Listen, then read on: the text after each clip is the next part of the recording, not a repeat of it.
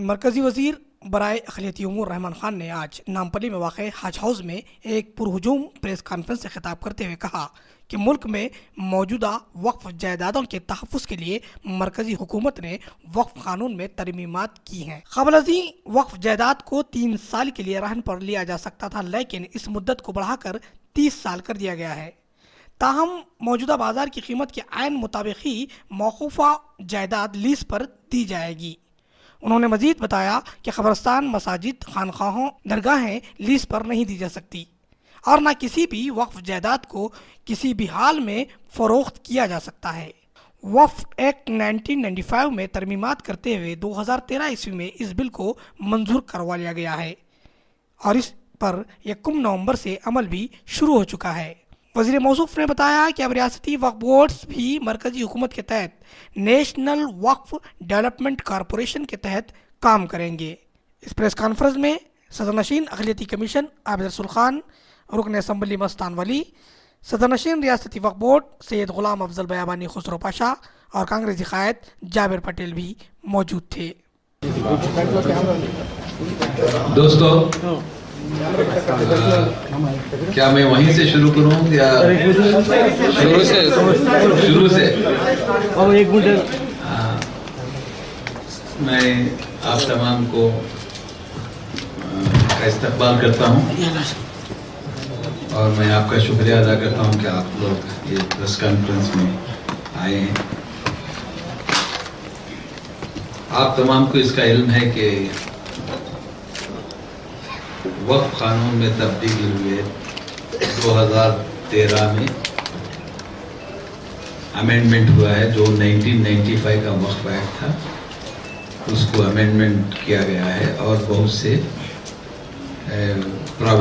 नए provisions add किए हैं ताकि वक्फ के जायदाद का तहफ़्फ़ुज़ हो, नाजायज़ कब्ज़ा ना हो औक़ाफ़ के प्रॉपर्टीज़ को, और जो प्रॉपर्टीज़ हैं उससे इनकम, सही इनकम औक़ाफ़ को मिले। जो इम्पॉर्टेंट चेंजेस हमने लाए हैं उसमें, पहले लीज़ की मियाद 3 साल की होती थी। इसमें ज़्यादा लोग मिसयूज हो रहा था, यानी कि लीज लेते 3 साल की, रिन्यूअल क्लास डाल के बिल्डिंग्स बन देते थे और आपको वक्त को मिलता था 3 साल के लीज की पीरियड का ही रेंट। तो इसलिए ये गौर करने के बाद मैक्सिमम लीज पीरियड 30 साल तक किया गया। ये मैक्सिमम है। अब इसमें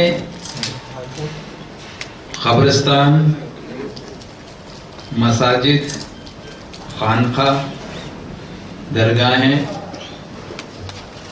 ये ना लीज पे दे सकते ना सेल कर सकते,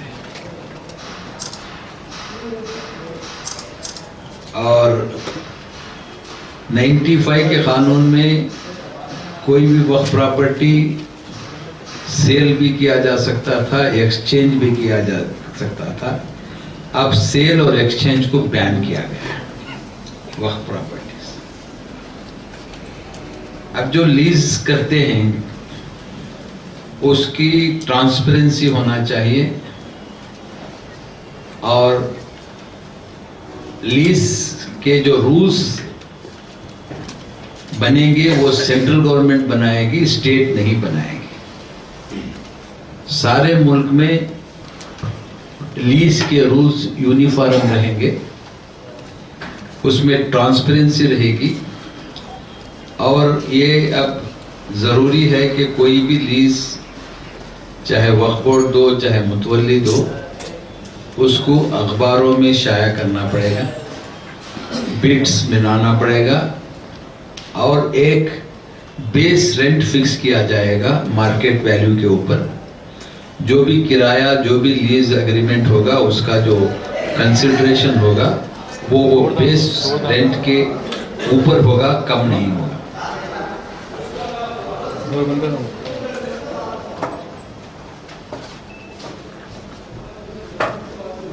जो 1 साल के लीज दिया गए थे या 3 साल के लीज दिए हैं, जो कोई भी आज हिंदुस्तान में जो भी हो 3 साल के ऊपर 95 के बाद किसी की प्रॉपर्टी या वक्फ बोर्ड को इजाजत है या मुतवल्ली को इजाजत है, तो अब 3 साल जो लीज पीरियड होने के बाद वो ऑटोमेटिक लैप्स हो जाएंगे,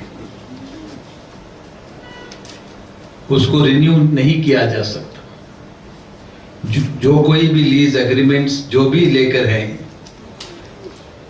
3 साल होने के बाद या 1 साल मुकम्मल होने के बाद वो लीज खत्म हो जाएंगे। अब नए टर्म्स पे लीज पे दिया जाएगा।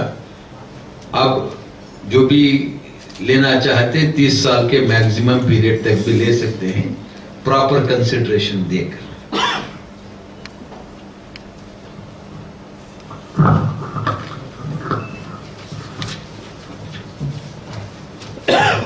अहम चेंजेस में एक है कि आप औकाफ को सेंट्रल वक्फ काउंसिल की भी निगरानी रहेगी।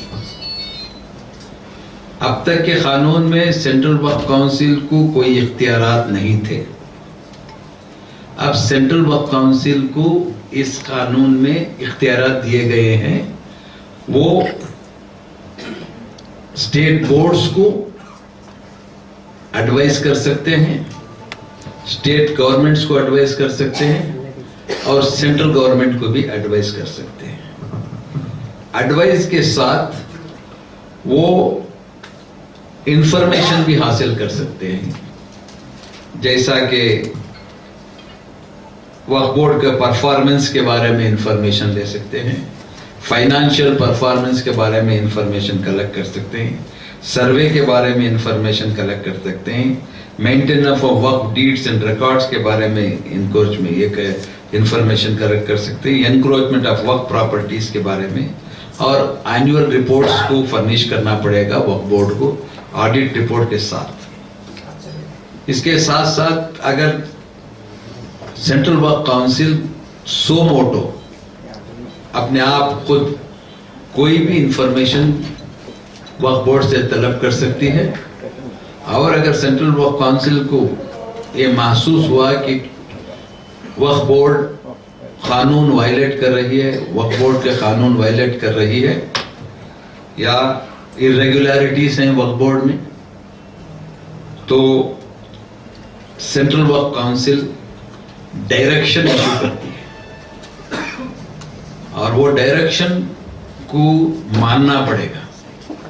अगर वो डायरेक्शन को डिस्प्यूट करेंगे तो वो एडजुडिकेट करेगा एक सुप्रीम कोर्ट का रिटायर्ड जज।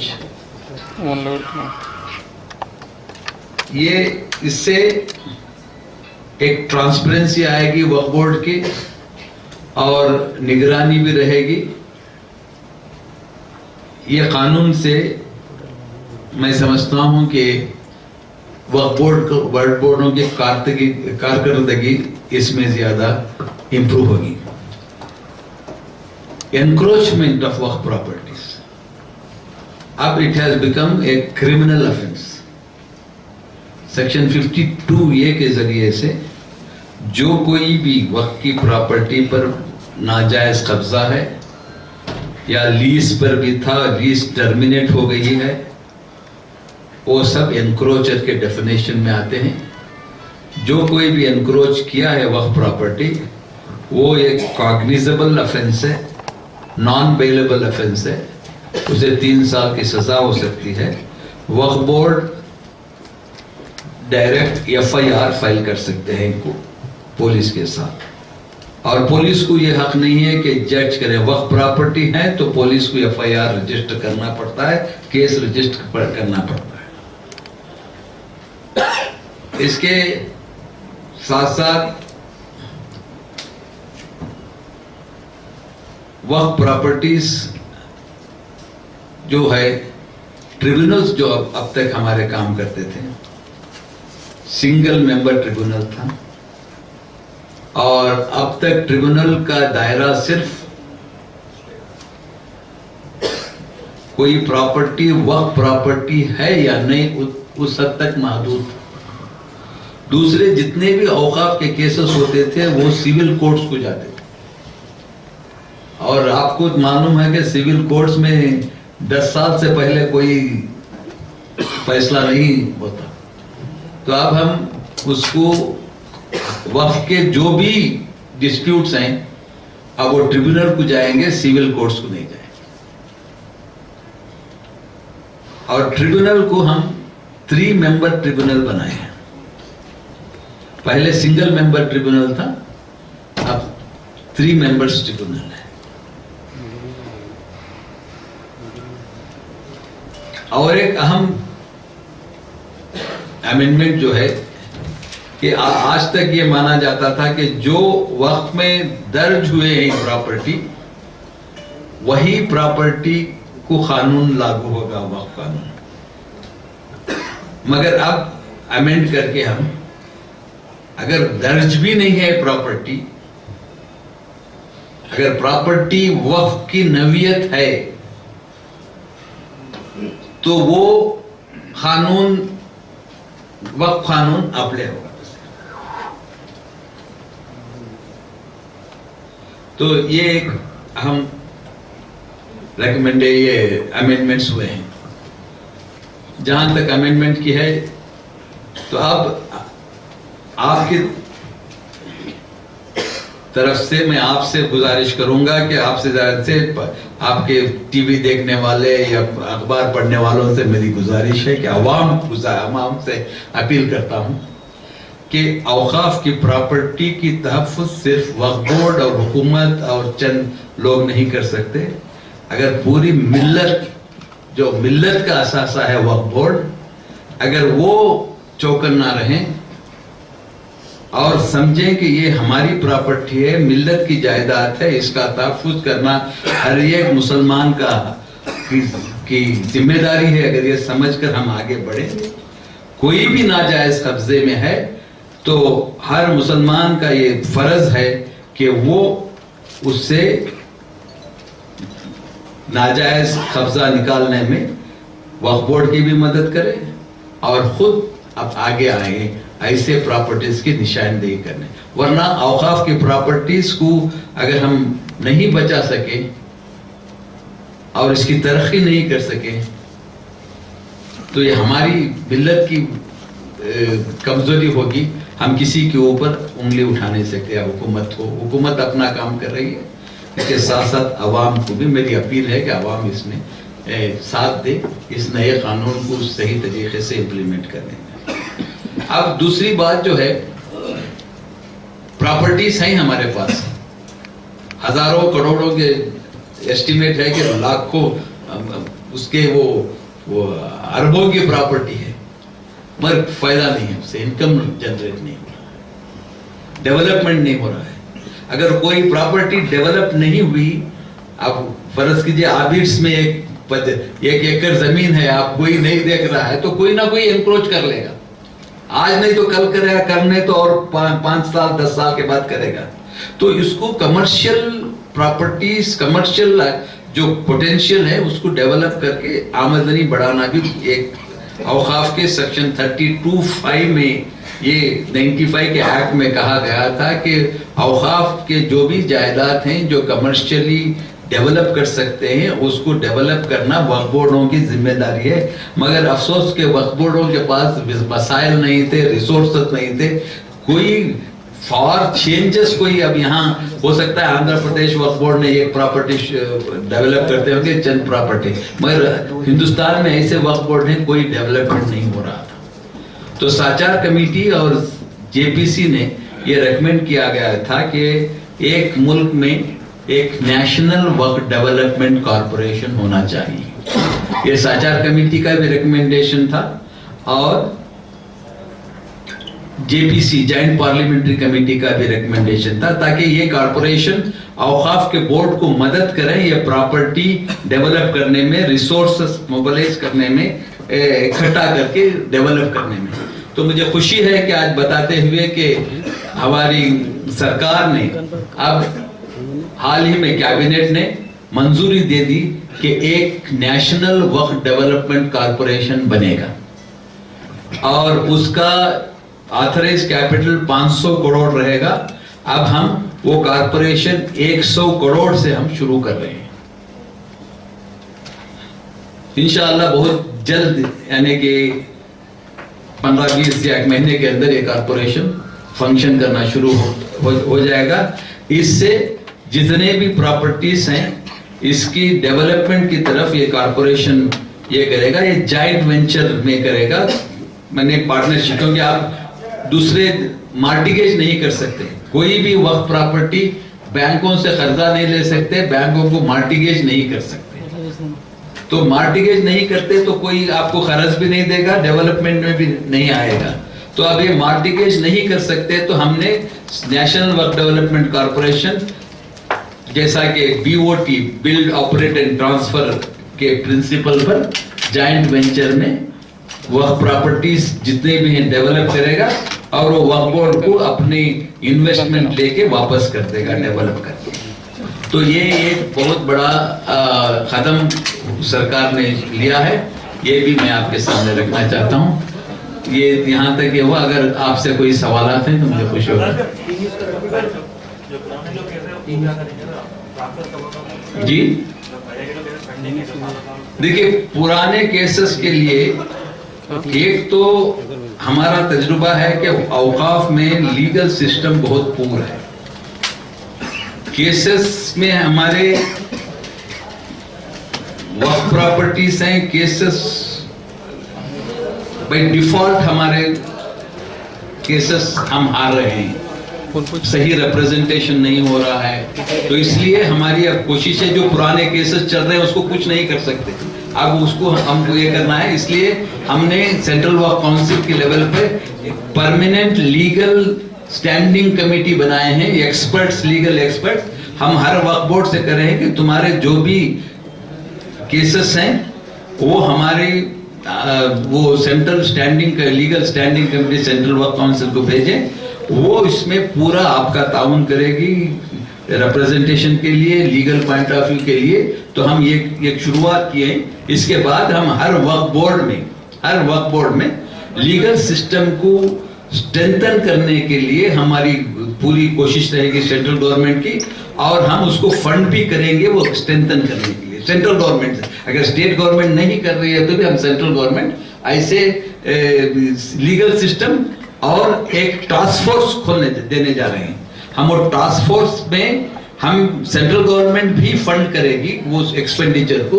उसमें एक senior police officer with certain police वो रेगुलर एनक्रोचमेंट निकालने में वक्फ बोर्ड के साथ टास्क फोर्स, जैसा कि ये स्टेट डेवलपमेंट अथॉरिटी है, हैदराबाद डेवलपमेंट अथॉरिटी हो, या हर डेवलपमेंट अथॉरिटी के पास, कारपोरेशन के पास एक टास्क फोर्स रहता है विद सीनियर पुलिस ऑफिसर। हम इसी तरह का एक टास्क फोर्स वक्फ बोर्ड्स में भी दे रहे हैं, उसकी फंडिंग हम सेंट्रल गवर्नमेंट से।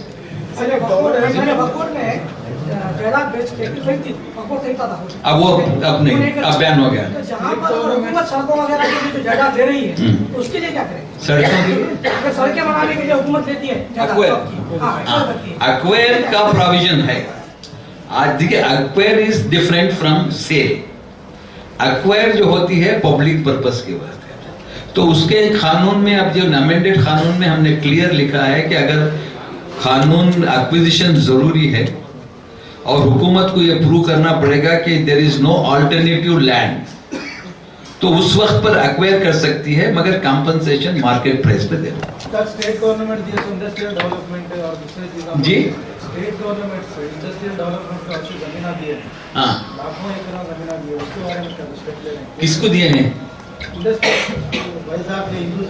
हाँ, स्टेट गवर्नमेंट जो वक्फ रेंट देती है उसके नहीं, देखिए, मैं बताता हूँ। दो इश्यूज हैं। स्टेट गवर्नमेंट बहुत से जायदाद वक्त के, सिर्फ आंध्रा में नहीं, सारे साउथ में जहां भी प्रिंसली स्टेट्स थे वहां जागीर या इनाम दिए गए हैं। तो जागीर अबॉलिशन एक्ट और इनाम अबॉलिशन आने के बाद हुकूमत ये समझे कि ऑटोमेटिकली वो हमारे अबॉलिश हो गया, अपने हमारे कब्जे में आ गए। हर जगह यही हुआ था जो आप वैजाग की बात कर रहे हैं। अब वहां क्योंकि हुकूमत डिस्टिंग्विश नहीं की कि ये क्या सर्विस क्या है, जो वहां मुतवल्ली हैं उनके लिए दी गई थी या मेंटेनेंस ऑफ द दरगाह और रिलीजियस प्लेस को दी गई थी। अब वो वैजाग के केस होने के बाद जो अगर दरगाह को मेंटेनेंस के लिए दी गई तो वो भी वक्फ हो गई, और वो वक्फ हो सकती है, वक्फ की नवीयत है। तो ये केसेस को हम आगे बढ़ाना चाहिए। ऑलरेडी एलएनटी वाले को दिए, वो एक बिल्डिंग के पैसे से ये बिल्डिंग बने था, और 500 एकड़ देने वाले थे। आप दे नहीं सकते ना सर। ये सेंट्रल वक्फ काउंसिल सिर्फ इनका परफॉर्मेंस देखेगा या वो यहाँ के जो वक्फ जायदादें तो प्राइम प्लेसेस में उसको डेवलप करने के लिए अब सेंट्रल हमने पहले ही सेंट्रल वक्फ काउंसिल ने पूरे औकाफ बोर्ड्स को खत लिखा है कि आपके पास डेवलपेबल प्रॉपर्टीज कौन से हैं उसकी एक लिस्ट भेजें, तो हम उसको स्टडी करके इंजीनियरिंग से ये करके सर्वे करा के उसके बाद हम कौन से प्रॉपर्टीज डेवलप कर सकते हैं हम पहले ही पूछें। जी आपके दौरे का मकसद जो ऑफिशियली बताया गया वो ये वक्त बोर्ड निकाल कर देगा, जायजा लेना। आप आए यहाँ, लेकिन तमाम मेंबर्स ने बाइकाट किया आपकी मीटिंग का। कौन? बोर्ड का आपकी इस मीटिंग में उन्होंने बाद अपना प्रोटेस्ट लेटर भेजा है, प्रोटेस्ट लेटर नहीं है। तो मैं आपसे दो चीजें पूछूंगा, एक तो आपने जो जायजा लिया है विदाउट मेंबर्स, तो आप किस तरह से जायजा ले सकते हैं, और दूसरे जो मेंबर्स नहीं है वो शरीक थे मीटिंग में आपकी, और दूसरी बात आपका क्या ख्याल है बोर्ड की कारकर्दगी के बारे में? देखिए, ये it is not an official review meeting. मैं यहाँ दूसरे काम इसके लिए आया था मैं, तो मैं whenever I go to any state, I make it a point to visit the waqf boards after the amendment of the act. It is my responsibility, as long as I am Minister of Minority Affairs and the chairman of the, I am coming in the capacity of chairman of the Central Waqf Council. Now ये जिम्मेदारी Central Waqf Council को दी गई है आज कानून के हिसाब से। तो मेरी ये कोशिश हो रही है कि मुल्क के हर कोने कोने में जाऊं और बेदारी लाऊं पहले, जैसा कि मैं आपकी तरफ से अपील किया कि जब तक अवाम में बेदारी नहीं होगी तो ये भी एक हमारा काम है कि हमारे पूरे प्रोग्राम्स लोगों तक नहीं चाहिए ये हो, या हमारे माइनॉरिटी अफेयर्स मिनिस्ट्री के प्रोग्राम हो, लोगों तक पहुंचना चाहिए। अगर लोगों में बेदारी आए तो हर चीज ठीक हो जाती है। ये कि मेंबर्स कौन बाइकाट करे, इससे ये लोकल इशू है, मैं इसमें जाना नहीं चाहता। मैंने उनको बोला नहीं कि वक्फ बोर्ड की मीटिंग बुलाओ, पूरे मेंबर्स को बुलाओ, ये नहीं कहते। मैं वक्फ बोर्ड को विजिट कर रहा हूं और उसी तरह से वहीं आकर मैं प्रेस को एड्रेस करूंगा। ये किसकी जिम्मेदारी थी फिर ना, क्योंकि वो लोग होते तो आप और अच्छा प्रेजेंट कर सकते हो सकता था, मैं मानता हूं। अब यहाँ लोकल क्या है, क्यों बाइकाट करे, किस लिए बाइकाट करे, मुझे लोकल पॉलिटिक्स से तो मुझे थोड़ी दिलचस्पी नहीं। नहीं, आपने क्या रिव्यू लिया, आप क्या आपके नजर जी रिव्यू आपने मैं it is not a detail review, it is not a detail review. मैं उनसे कहा कि देखो अब कानून आ रहा है, आप ये लीज बंद करो 11 महीने या 3 महीने की general instructions I have given general instructions. देखिए, लीज में जब तक हम रूल्स रिलीज नहीं करते कोई प्रॉपर्टी लीज नहीं करना चाहिए। मैंने उनसे कहा कि अगर कोई प्रॉपर्टी रिन्यू करके आप रिन्यू कर रहे हैं तो ये गलत है, नहीं करना चाहिए। उसके बाद हम रिव्यू के लिए फुल रिव्यू के लिए हम टीम को भेजेंगे, ऑडिट वगैरह जो हमारे जो रूल्स बन रहे हैं, फर्स्ट इंफॉर्मेशन लेके ही हम रिव्यू करेंगे, तो वो करेंगे। यहाँ लैंड को हिल्स का बड़ा मसला है शायद जी। तो एक इत्तला ये है कि वक्फ जो सेंट्रल वक्फ काउंसिल है जिसके आप चेयरमैन हैं, एक कोशिश ये की जा रही है कि आउट ऑफ कोर्ट सेटलमेंट हो जाए, उसमें आप दिलचस्पी ले रहे हैं? बिल्कुल नहीं, बिल्कुल नहीं। अगर कोई कहा है तो उससे, अगर कोई अफवाह फैला रहा है तो वो बहुत ही बदतर इंसान है, अगर कोई फैला रहा है तो। क्योंकि हमें कोई दिलचस्पी नहीं, हमें वक्फ की जायदाद को बचाना हमारा मकसद है। आउट ऑफ कोर्ट करे हमारा मंशा भी नहीं है, हम नहीं भी उसमें दखल देंगे, हम मदद करेंगे। हमारी ये कोशिश है कि जो सुप्रीम कोर्ट में, क्योंकि ये कोर्ट ये है कि इट इज द सबजुडिस है। सबजुडिस होने से मैं इसके ऊपर ज्यादा नहीं बात सकता। हमारी ये कोशिश है कि सुप्रीम कोर्ट में जो केस है ये सही तरीके से प्रेजेंट किया जाए। इसमें हमारी मदद हम देने के लिए आंध्र प्रदेश वक्फ बोर्ड को हम तैयार हैं, जो भी लीगल कुछ स्ट्रेंथन करके हम, इसलिए हम उसमें दिलचस्पी ले रहे। वरना आप जो हमें आउट ऑफ कोर्ट, ये कोर्ट, इससे हमारी कोई दिलचस्पी नहीं है। ये अफवाह है और कोई भी कहा है तो वो सही नहीं है। मामले में 2 साल पहले ये शमशाबाद GMR का मामला हो या बैंकों का हो, हैदराबाद के 2 एडिटर्स अहमद पटेल के साथ में सोनिया गांधी से मिले थे और उन्होंने ये डिमांड की थी, जाहिद अली खान और गदारुद्दीन साहब ने, कि GMR को पार्टनर बनाया जाए वक्फ बोर्ड के साथ। और फिर दूसरा मामला ये कि लैंडको हिल्स वाला, तो सोनिया गांधी ने एश्योरेंस दिया था कि मैं कोशिश करूंगी कि इसको रेफर करूं आपसे, और फिर उसके बाद में यानी मतलब मिनिस्ट्री से आपसे मतलब लेकिन मिनिस्ट्री से मैं रेफर करूंगी और इसको मैं कोशिश करूंगी कि भाई ये मामला पार्टनरशिप में हो जाए GMR वाला। तो क्या ये फाइल आप तक पहुंची है? क्योंकि नहीं, बिल्कुल नहीं, बिल्कुल नहीं। और 2 साल पहले क्या हुआ मुझे पता नहीं। मैं 2 साल पहले डिप्टी चेयरमैन राज्यसभा था, मेरे से I was not aware of it. आज हमारी मिनिस्ट्री में कोई वैसा फाइल नहीं है, हमारे सेंट्रल वक्फ काउंसिल के पास कोई ऐसा फाइल नहीं है। और हालांकि मैंने, अगर आप JPC की देखेंगे मेरा रिपोर्ट, इसमें ये सब प्रॉपर्टीज के बारे में दर्ज है। लैंडको हिल आने के पहले ही हमारी ये प्रॉपर्टीज में दर्ज है। इसके बारे में मानिकुंडा के या 2 भी है हमारी जॉइंट JPC रिपोर्ट में, ये पूरे प्रॉपर्टीज की दर्ज है। उसके साथ साथ वो भी जो 400 एकड़ जामे निजामिया को दी गई थी, उसके बारे में भी हमारी रिपोर्ट में मेंशन है। सर, ये वक्फ बोर्ड की जो कारकर्दगी है आंध्र प्रदेश की, आपने बताया कि नॉर्थ में कई वक्फ बोर्ड जो है सही तरीके से काम नहीं कर पाए, लेकिन यहाँ पर आप क्या कहेंगे? देखिए, मैं अभी कोई कमेंट नहीं करूंगा, सिर्फ ये कमेंट मैं उनसे किया है वो मैं आपके सामने रख सकता हूँ। ये बहुत ही अफसोसनाक है कि इस वक्फ बोर्ड में there is no permanent CEO। There is no reason why there should not such a big board. This is one of the largest waqf board in the country.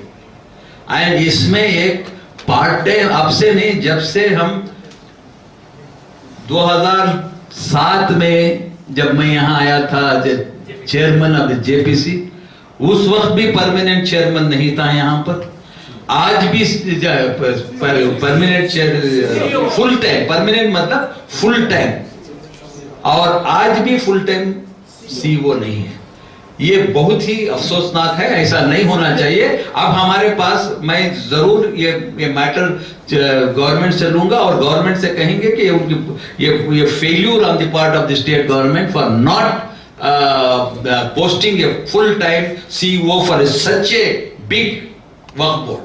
Sir, ये तो CEO की बात होगी। नए कानून में क्या होगा किसी वक्फ बोर्ड की मियाद खत्म होने पर उसकी तोसी दी जा सकती नहीं, 6 months नहीं, वो तो खत्म हो जाते हैं। State government has to constitute, now we have made it mandatory 6 months के अंदर नया बोर्ड बनना चाहिए। Maximum period 6 months, that is made mandatory. तो ये है कि एक रियासत तकसीम होने जा रही है, जी, तो क्या वक्फ बोर्ड भी तकसीम हो रही है? बिल्कुल 2 बोर्ड होंगे।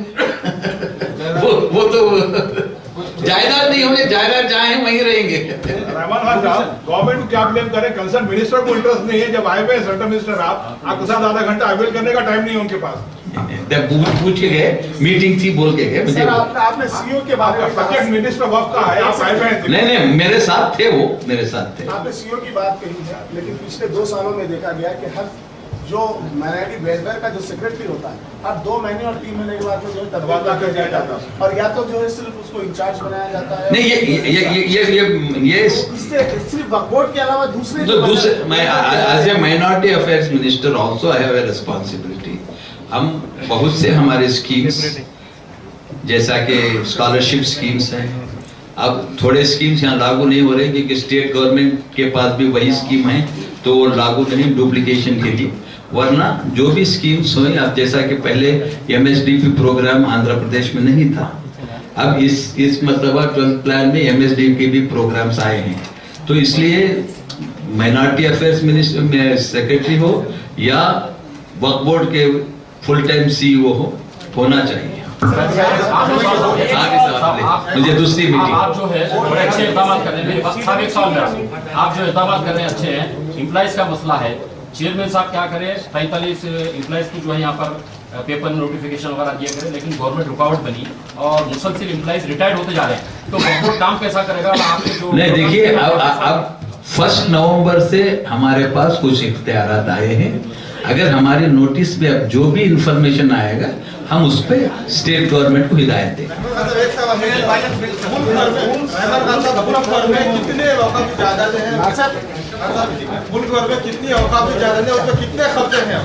देखिए, हमारा एक अंदाजा है, जेपीसी ने उसमें किया है कि लगभग 3,80,000 वक्फ हैं और लगभग 4 लाख एकड़ जमीनें हैं, उसमें ऑलमोस्ट 50% इज एनक्रोच्ड।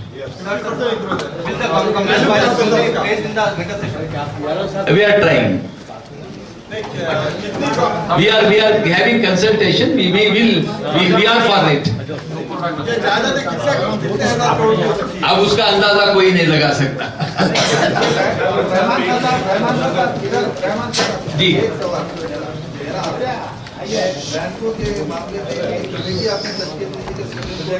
जी हाँ, नहीं कमेटी बताता हूँ। मैंने कहा हमारी लीगल स्टैंडिंग कमेटी है, वो जायजा ले रही है कि ये क्या है, क्योंकि केस सुप्रीम कोर्ट के पास है। सुप्रीम कोर्ट को के हमारे जो वकील हैं उनको असिस्ट करने के लिए हमारे पास एक्सपर्ट्स, एडवोकेट्स, रिटायर्ड जजेस सबकी एक कमेटी बनाए, वो उसको देखकर एडवाइस करेंगे। कौन से? नहीं, अब सुप्रीम कोर्ट में है ना।